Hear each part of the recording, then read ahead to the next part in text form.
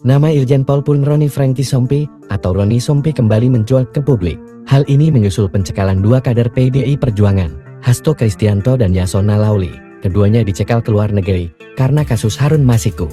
Keduanya dilarang bepergian ke luar negeri lantaran masih harus menghadapi persoalan hukum yang kini bergulir di Komisi Pemberantasan Korupsi.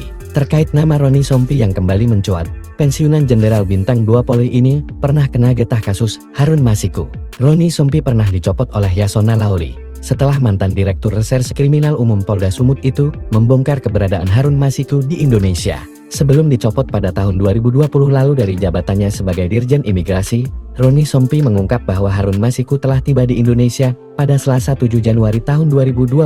Namun, Yasona Lauli yang kala itu menjabat sebagai Menteri Hukum dan HM dan kader PDI Perjuangan mengatakan bahwa Harun Masiku berada di Singapura pada Senin, 6 Januari tahun 2020.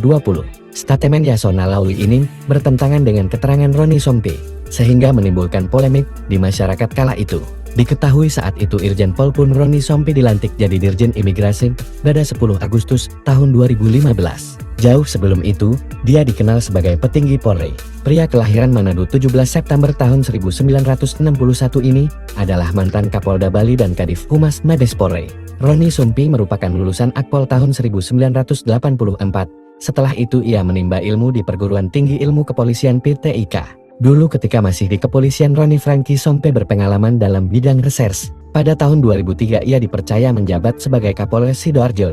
2 tahun setelahnya ia menjabat sebagai Direskrimum Polda Sumut. Selain itu ia juga pernah menjabat sebagai Kapolwil Tabis Surabaya, Karo Ops Polda Metro Jaya, dan Karo Ortalas Drenbang Polri. Pada tahun 2013 Roni Franky Sompi diangkat menjadi Kadif Humas Polri, kemudian pada tahun 2015 ia dimutasi menjadi Kapolda Bali. Tetapi jabatan itu tidak lama ia pegang. Pasalnya pada tahun 2015 ia ditunjuk untuk menjadi Direktur Jenderal Imigrasi Kementerian Hukum dan HM. Atas jasanya sebagai Direktur Jenderal Imigrasi ini, Roni Franky Sompi dianugerahi Bintang Jasa Utama pada 13 Agustus tahun 2019.